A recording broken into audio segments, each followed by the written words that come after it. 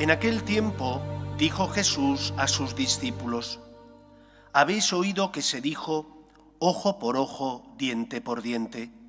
Yo, en cambio, os digo, no hagáis frente al que os agravia. Al contrario, si uno te abofetea en la mejilla derecha, preséntale la otra. Al que quiera ponerte pleito para quitarte la túnica, dale también la capa. A quien te requiera para caminar 1 milla, acompáñale 2.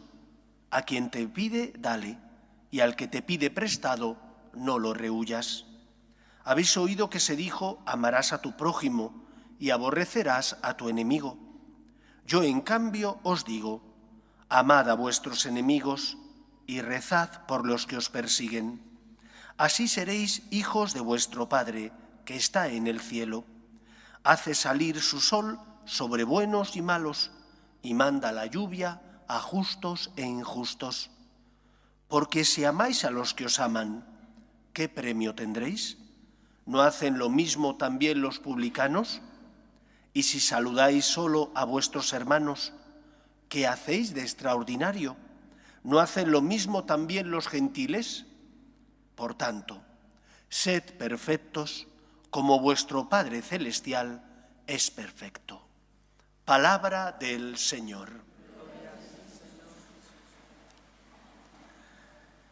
Estas palabras de Cristo son muy difíciles de entender y mucho más difíciles de vivir.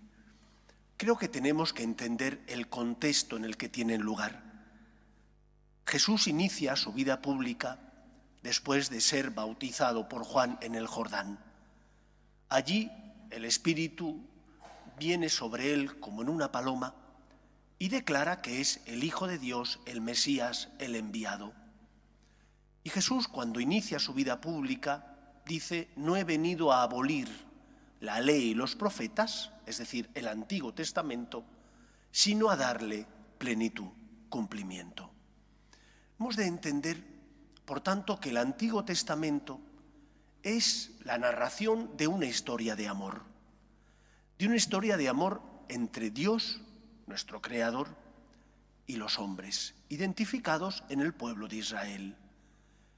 El ser humano, Adán y Eva, nuestros primeros padres, perdieron los bienes preternaturales, esos bienes que Dios les concedió cuando los creó, los perdieron debido al pecado de la soberbia. Ellos, tentados por el demonio, quieren ser aquellos que decidan qué está bien y qué está mal. Por soberbia se rebelan contra Dios y por lo tanto pierden los dones que habían recibido como criaturas amadas de Dios. El don de ver a Dios cara a cara, el don de disfrutar de su amistad, el don de no tener una mirada sucia. Ellos vivían en un estado de justicia original, donde su corazón solo sentía atracción hacia Dios y todo lo que se identifica con Dios, lo bueno, lo bello y lo perfecto. Pero el pecado del hombre introduce una herida en su corazón, llevando a cabo la desestructuración y ruptura, por tanto, de ese equilibrio en el que fue creado. Y a partir del pecado de nuestros primeros padres, los que nacimos, ya nacemos con esa inclinación al mal, que llamamos concupiscencia. No hace falta que haya que hacer ni una tesis doctoral, ni un experimento. Todos sabemos que nacemos ya siendo egoístas. No hay más que ver un niño. Un niño coge cualquier cosa y dice, es mío. Pero si sabes que no es tuyo, que estás en casa de la abuela o del abuelo, es mío. Son egoístas. Y hay que educarles porque son egoístas. Eso es el Antiguo Testamento. El Antiguo Testamento es parte de esa educación de Dios para con su pueblo, el pueblo de Israel, y por extensión para con los hombres. Y a lo largo de todo ese Antiguo Testamento, Dios va reeducando el corazón del hombre, haciéndole ver que tiene que luchar por evitar el mal. Y uno dirá, pero no es suficiente. Claro que no es suficiente. La ley del talión, de la que nos hablaba al inicio del Evangelio, ojo por ojo, diente por diente, a nosotros nos parece una ley horrorosa, injusta, cruenta. Sí, y lo es. Pero la ley del talión fue un gran paso adelante moralmente. Porque, ¿qué vino a solucionar? Vino a solucionar, en parte, el mal que había en el corazón del hombre. Cuando a uno le habían robado una oveja, él no se contentaba con ir y coger la oveja que le habían robado al que se lo había robado. Cogía todo el rebaño. Y si habían ejercido violencia sobre su familia, ejercía la violencia más cruel posible. Y entonces la ley del talión establece, no, tienes que ser equilibrado. Ojo por ojo y diente por diente. Te han quitado una oveja, coge una oveja. No le robes todo el rebaño al que te ha quitado una oveja. No puedes dejarte llevar por tu ira y por tu violencia. Esa ley queda completada, lógicamente, y superada por Cristo, que dice, habéis oído que se dijo, pero yo, él como Hijo de Dios, como Mesías, dice, no basta eso, pero yo os digo. Viene, por tanto, Cristo a afrontar en este Evangelio el problema del odio, del rencor, de la sed de venganza que a veces nace en nuestro corazón. Y es un problema serio. Es un problema serio porque cuando una persona tiene en su corazón odio o sed de venganza, nunca está en paz. Nunca está en paz.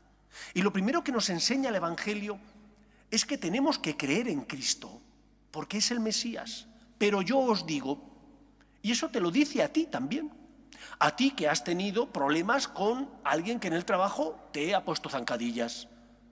Pero yo te digo, a ti que a veces en la familia tienes problemas con la familia política y te gustaría devolver el mal que a lo mejor ellos te están dando. Pero yo te digo, el mal no es el camino. La violencia no es el camino para vivir en una sociedad más justa. ¿El camino cuál es? El amor. Y ahora hay que explicar las palabras de Cristo, porque no es que Cristo diga, vale todo, no pasa nada, tienes que perdonar a esa persona y que te vuelva a hacer daño. No dice eso el Señor. Nunca la Iglesia ha predicado que no haya que vivir la justicia. La justicia y el amor nunca están reñidos. Al contrario, ambos sirven para la felicidad del hombre. Solo una sociedad basada en la justicia, del cumplimiento de normas moralmente buenas, puede establecer las bases para vivir en equilibrio, respetando mis derechos y cumpliendo con mis obligaciones. Por eso, ¿qué es lo que Jesús les dice a sus discípulos? Amad a vuestros enemigos, rezad por los que os han hecho daño. ¿Qué significa amar? Yo ya tengo 50 años, soy de otra generación, no soy de la generación actual. He recibido no solo una educación en casa distinta a la que muchos de vuestros hijos o nietos reciben, sino que también he recibido una educación cultural distinta. A mí me enseñaron de niño que había que esforzarse. Yo recuerdo cuando entré en el seminario, a los 2 meses de entrar en el seminario, en Historia de España, un libro de no menos de 300 páginas, teníamos reválida en Navidades. De 300 páginas, dile ahora a alguno de los que están estudiando la LOGSE, o la ESO, perdón, porque la LOGSE ya está superada, que haga eso. Les ponen unos recuerdos pequeñitos que son incapaces de memorizar más de medio folio. Y a mí me enseñaron en casa que el bien existe y el mal también. ¿Por qué me lo enseñaron? Porque mis padres me amaban, porque mis padres me querían. Y qué duda cabe que cuando me equivocaba mis padres me regañaban, me reprendían, me decían esto no está bien. Recuerdo las batallas de mis padres para que comiera pescado, porque a mí no me gustaba el pescado, es que era un niño. Lógicamente a los niños no nos suele gustar el pescado, hasta que te educan, te enseñan y entonces dices, tienes razón, pero me tuvieron que educar, porque me amaban, me educaron, si no, habría sido un salvaje. Porque me querían, buscaron lo mejor para mí. Amar no significa que todo vale. No dice eso Cristo. Amad a vuestros enemigos significa busca lo mejor para el que te ha hecho daño. ¿Y qué es lo mejor para el que te ha hecho daño? Lo primero tienes que rezar por él. ¿Rezar por el que me ha hecho daño? ¿Para qué? ¿Para que siga violando? ¿Para que siga robando? ¿Para que siga allanando y conculcando los derechos de los demás? No. Amar y rezar al que te ha hecho daño porque pides al Señor lo mejor para él. Señor, tócale el corazón y que se convierta. Tócale el corazón y que cambie de vida. Rezas porque confías en la gracia. Para muchos esto es una utopía, pero para mí no. Nosotros creemos en el poder de Dios y sabemos y hemos experimentado que con la ayuda de la gracia de Dios luchamos contra las tentaciones y que cuando pensamos que solo con nuestras fuerzas vamos a lograr vencer el mal, caray las veces que caes, por soberbio, porque solo te fías de ti, tropiezas y caes. Cuando te confiesas con frecuencia, cuando rezas, cuando estando en gracia de Dios comulgas con frecuencia, experimentas la fuerza de Dios que mueve tu corazón y aunque tropiezas, porque somos débiles y caemos, tropiezas muchas menos veces que si te abandonaras. Es como un campo que no es cuidado, al que no le quitan las zarzas, no le quitan las piedras, no lo descantan, pues al final es un campo que no puede dar nada. Cuando tú dejas que la gracia de Dios llene tu corazón, das fruto. Habrá algunos que den el 30, otros el 70 y otros el 100 por uno. Cuando yo rezo y pido y encomiendo al Señor a aquellos que me han hecho daño, no estoy pidiendo que se vayan de rositas. Estoy pidiendo que Dios les toque el corazón. Estoy pidiendo que el Señor, que puede hacerlo, si ellos se dejan, aproveche cualquier circunstancia para tocarles el corazón y que cambien de vida. Estoy amándoles. No les amo si les dejo que vivan como salvajes, como personas que no tienen escrúpulos, como aquel que está en el error y nadie le ilumina para decirle, tienes que cambiar de vida. Amar a los enemigos no significa decir que todo vale. Amar a los enemigos significa buscar y desear lo mejor para esa persona. Y por eso rezo y pido al Señor por el que me ha hecho daño para que cambie de vida y Dios le toque el corazón. Pero es que además, cuando nosotros rezamos pidiendo lo mejor para el que nos ha hecho daño, ¿qué se produce? El milagro de la misericordia. La misericordia es un don de Dios, no es algo que tú obtengas con tu esfuerzo. La misericordia es la mirada de amor de la Virgen María, que cuando Cristo le dice, Madre, ahí tienes a tus hijos, ella que estaba rota de dolor, no le mire y le dice que no, que estos son unos sinvergüenzas, ¿cómo voy a amar a estos si son la causa de tu muerte en la cruz? No, es la mirada de misericordia de la Virgen que nos adopta como hijos. ¿Por qué? Porque nos ve desvalidos, porque nos ve indefensos, porque es consciente de que el hombre cuando está en pecado está esclavizado y que sin el amor de Dios el ser humano no puede liberarse del mal y el mal solo engendra mal.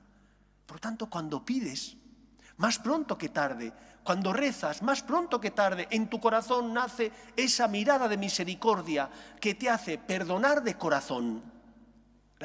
El perdón es como una escalera, tiene multitud de peldaños. ¿Y qué es lo ideal de la escalera? Hombre, no quedarte a la mitad, subir o bajar, para eso está la escalera, no para quedarte en el medio.